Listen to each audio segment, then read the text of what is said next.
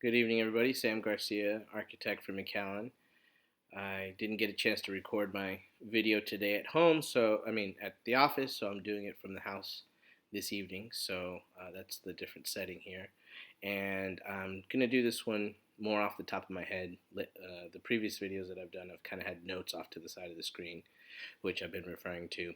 So today's video is going to be brief, but it'll just be a continuation of sort of laying out some of the basic parameters of architecture, hiring an architect, and how that fits into the overall scope of a construction project and new building or renovation of a building.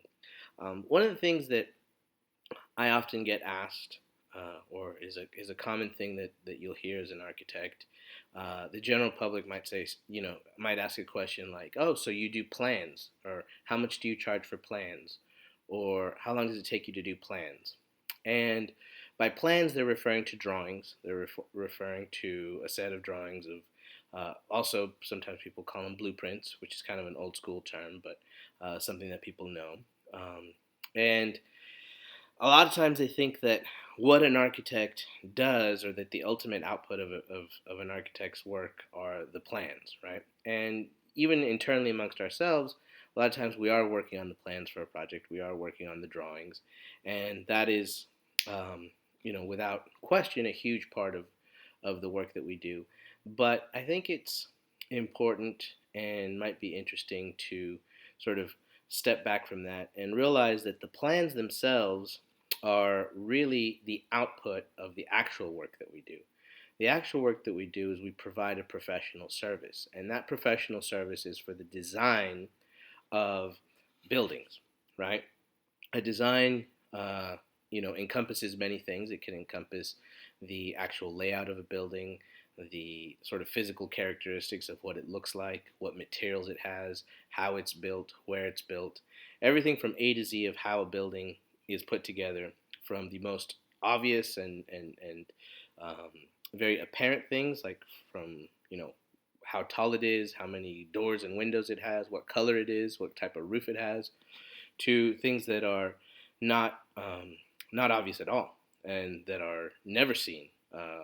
Things that happen kind of behind the scenes, behind the innards and in the structure of a building, and even more than that, the design also includes, where the building is placed, how it's oriented. Does it fit? What direction does it face? How does the parking work? Um, how does the access to the site work? So many things.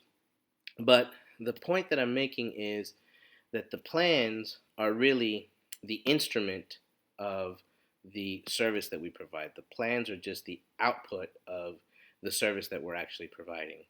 So another way to think about it is, and sometimes doesn't it's not readily obvious, but when you think of the term for a builder, in the United States at least, we call them general contractors, and kind of begs the question: why do we call them contractors? Why don't we just call them builders? And the reason that we call them contractors is because what they do is they enter into a contract of construction, into a construction contract with the owner, with the client. That's that function. But the contract that they execute, the work that they're going to do, is based on the architect's work. So another way to look at what an architect does, um, another way that you can look at what an architect does is you could almost look at an architect as a highly specialized type of attorney. And by attorney, I mean the output of our work, the plans, which is technically called the contract documents, is in effect a contract that we draft up. Just like an attorney might draft up a sort of business agreement or a contract between two parties, a negotiation for some sort of transaction, some sort of arrangement. An architect drafts up, puts together a set of contract documents which, taken in their entirety, form the basis of the construction contract that an owner enters into with their general contractor. Now, in the United States, our industry is sort of divided out differently than it's divided out in other countries. And in Mexico, for example, um, the architect and the builder are oftentimes one and the same. So the architect, an owner would hire an architect to design and build the same building. In the United States, that historically has been divided. Those two functions have been separated. So the architect does the design work, and the general contractor is responsible for the construction aspect. Now, there's pros and cons to each. Um, the architect as builder, the architect as a master builder, if you will, is more of a old world and more ancient way of thinking about construction. It certainly is something that is more traditional in the sense of spanning, centuries, thousands of years even. That's what architects originally were. The architect was the master builder. You wouldn't become an architect until you went through an apprenticeship as a builder to eventually become an architect. But in the United States, I'd say over the last, let's say, 150 years, maybe since the turn of the late 19th century, at least, and certainly in the 20th century, that those two functions were divided, and the architect responsible for the design and the contractor is responsible for the construction. So anytime you're going to hire an architect, you have to do you keep in mind that that's sort of one half of the equation on your way to on your way to executing a construction project.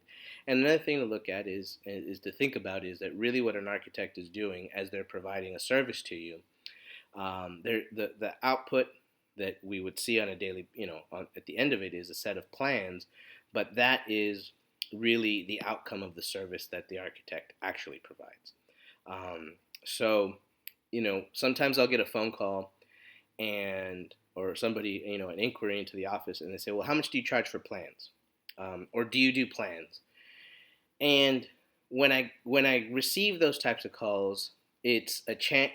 What it tells me is that this is an individual who doesn't fully um, grasp what an architect does, and so there's a level of, in a non sort of condescending way and in a non aggressive way, there's an opportunity to kind of educate and inform and sort of provide a broader context to this person as to what it is an architect actually does and what the instruments of service that we do provide are and what those actually do. So again, we go through a design process to come up with with the output being an instrument of service, which are the contract documents, which are the plans, which are the drawings, which they themselves can be thought of as a highly specialized type of contract that is going to be used to mediate services between a general contractor and an owner. And there's no, just like a contract drafted by an attorney kind of states the responsibilities and the obligations and the roles and the functions and what two parties in a particular contract are going to do. The instruments of service, i.e. the plans, do the same thing, and they illustrate what a general contractor is obligated to do and what an owner can expect. So really we are writing a very sophisticated type of contract, which includes text and drawing, which then a general contractor can interface with to come up with a price for a particular construction project.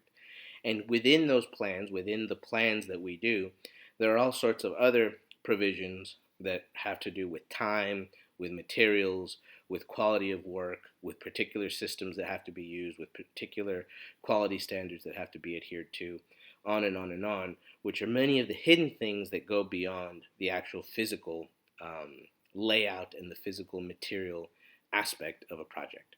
So, you know, trying to bring a slightly broader context to what an architect does and explain it in a way that's a little bit different.